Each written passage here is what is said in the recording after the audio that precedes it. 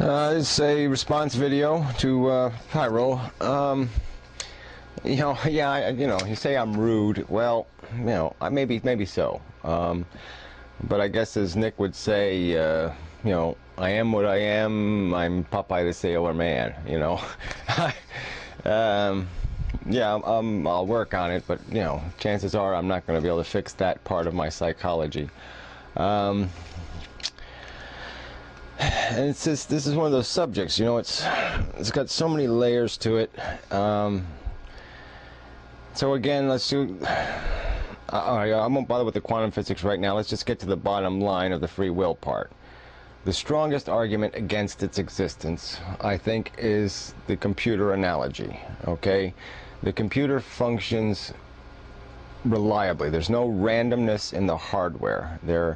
It doesn't exist. The software, there's no randomness in the software itself. The software has to use a mechanical clock and manipulate the numbers produced by that clock to create an artificial randomness when it needs to create a random number. So there just isn't there. The machine is very reliable. The electrons do exactly what they're supposed to do. Everything is very predictable, theoretically, as a model, even a schematic. Everything follows its course. The software runs the way it is supposed to run, unless it's broken. So obviously there can be incompatibilities with the hardware and the software, and those can create freezes on your computer.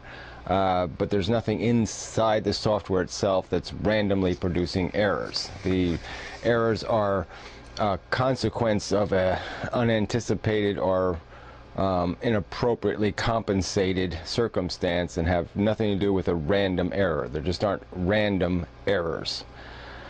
And our brain is on the same scale as that silicone computer.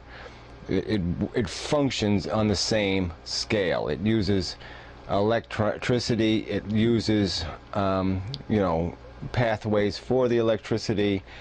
The similarities are very similar in a general sense. I mean, it's not capacitors and transistors, but it's similar in terms of especially scale, in terms of the level of the atomic structure it is built on. And so our programming, you have to concede we are programmed, that there are connections created. The electricity goes through the connections. It is a software program. There's an if-then kind of process that happens. If this is true, and this is true, and this is true, and this is true, then this happens. That's what's happening. We can see it happening in our psychology, in how we behave.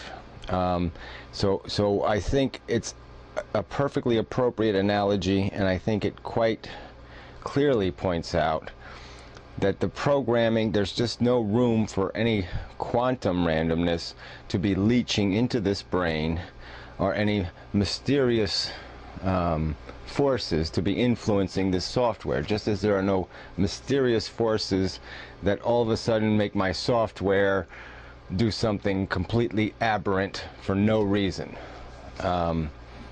It's part of the programming. If it isn't part of the programming, it is not going to happen. And that's the point about the absence of free will. And the only way the programming can be changed is there has to be an input, there has to be information being processed, it has to go through the cycles, whether it's 1,000 or 1,000,000 cycles or whatever it takes.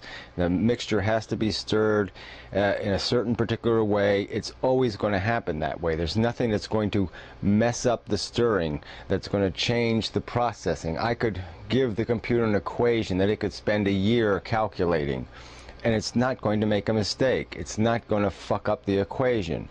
And unless somebody does something to disturb the programming or the processor, and it just isn't going to happen. And it isn't going to happen in any constructive or brilliant way. It's not going to create automatic enhancements to the software. It's not going to improve the software spontaneously. Okay, it has to be part of the process. There's not going to be some good idea that just flows from nowhere and flies out through us. It just doesn't happen that way. Okay, so enough.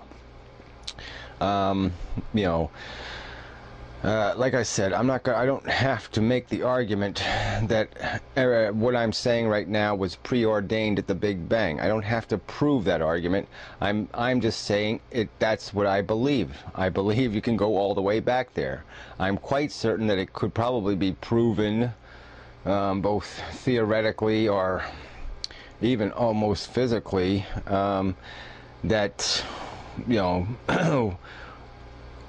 there's inevitable probabilities, you know, that, you know, yesterday I was in a certain condition and that condition would produce today's results, and there was nothing added into the mix but the input and the processing.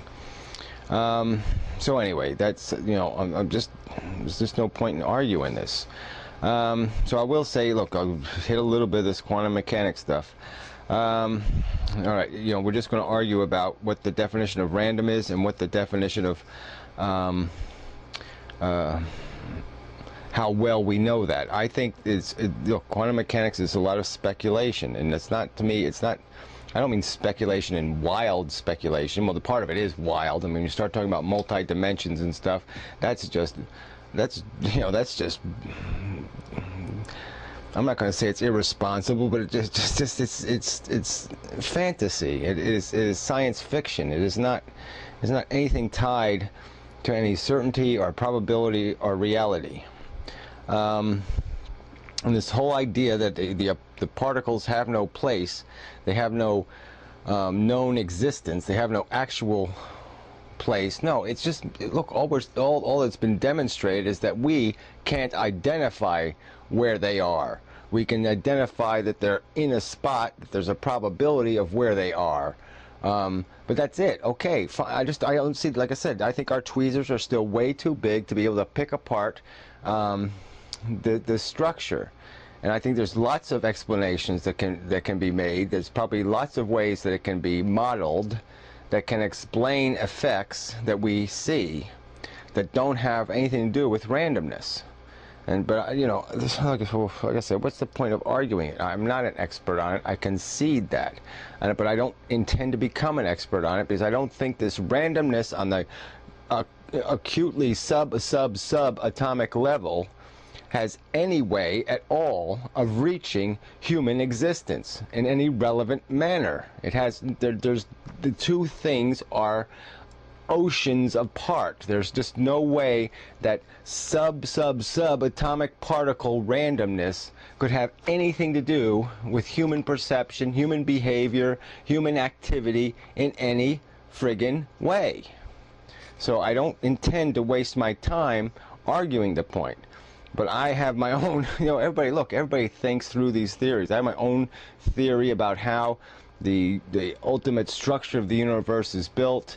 I've mentioned it one time. Look, the whole thing could, you know, you could look at it as a grid work, and you could think of it as a dominoes flipping, and how they only, you know, they flip one whole turn, and that's that cycle is what the pulse of, say, the speed of light is. The reason why nothing could ever go faster is because nothing could flip faster than this domino of a certain length.